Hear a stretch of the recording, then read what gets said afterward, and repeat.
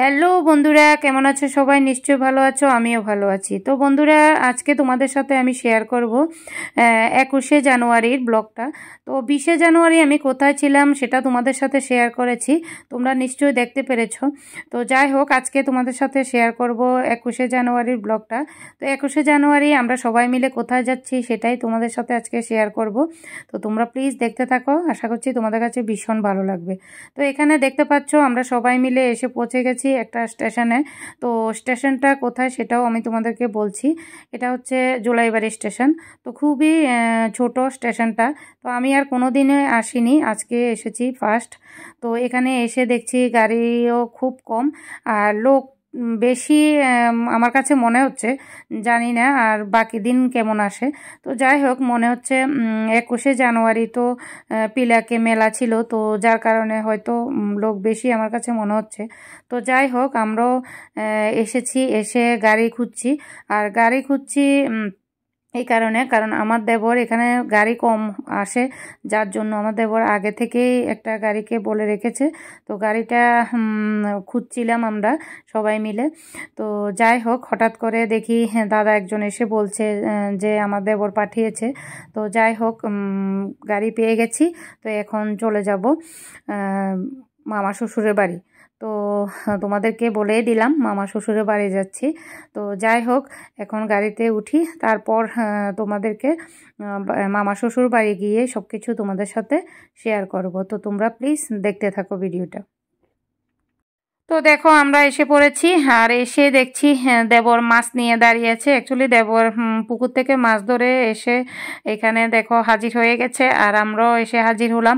তো আমিও এসে মাছটা একটু ক্যামেরা করে নিলাম। তো যাই হোক, এখন দেবর দেখলাম যে ভীষণ ব্যস্ত। তো ব্যস্ত এই কারণ দেবর এখনো বিয়ে করেনি, যার জন্য মানে সব কিছু সামলাতে হচ্ছে। আর মামি আছে, ঠিক আছে, কিন্তু মামি তো একা হাতে সব কিছু করতে পারবে না, যার জন্য দেবর হেল্প করে দেয়, সব সময় হেল্প করে দেয়, আজকে করছে সেটা না।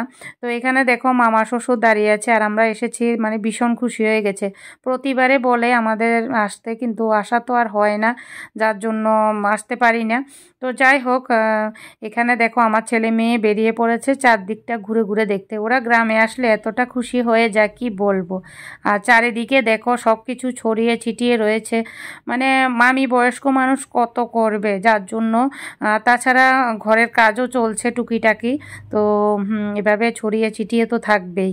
তো আমি দেখো একদম মানে ঘুমটা টুমটা দিয়ে মানে বাস রেডি। তো শাড়ি পরে এসেছি, তোমরা দেখে নিশ্চয় বুঝতে পেরে গেছো।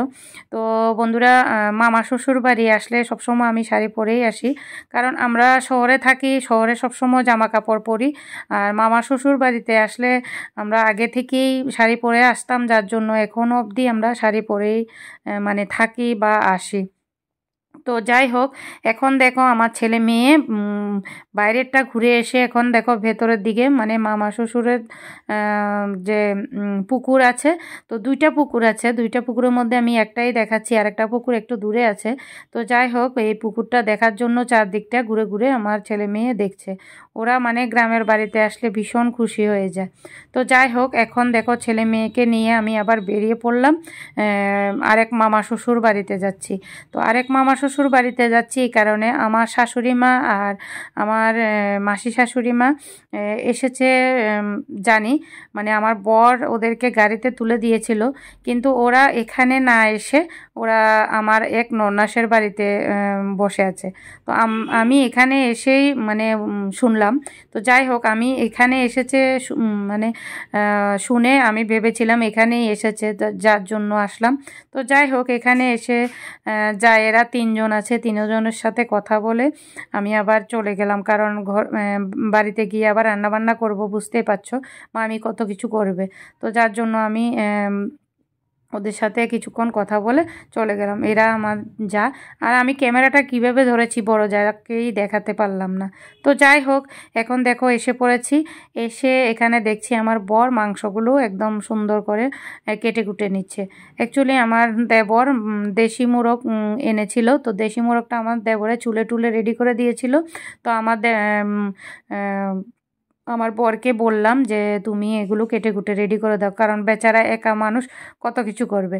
তো যার জন্য আমার বর এদিক দিয়ে করছে আর আমি এদিক দিয়ে ক্যামেরা করছি। আর আমি দেখো শাড়ি টাড়ি পরে একদম রেডি রান্নাবান্না করার জন্য।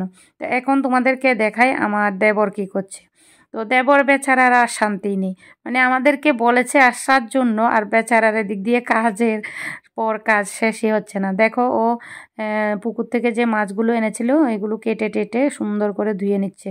আর এখন দেখাচ্ছি মামি কি করছে। দেখো মামি রান্না বান্না করছে। আর মামি চুলাটা দেখো, আমি আর এমন চুলা কোনো দিনও দেখিনি। তোমরা কি কেউ কোনো দিন দেখেছো? দেখলে অবশ্যই কমেন্ট করে জানাবে। তো আজকের ব্লগটা আমি এখানে শেষ করব, এখন রান্না বান্না করবো। টাটা।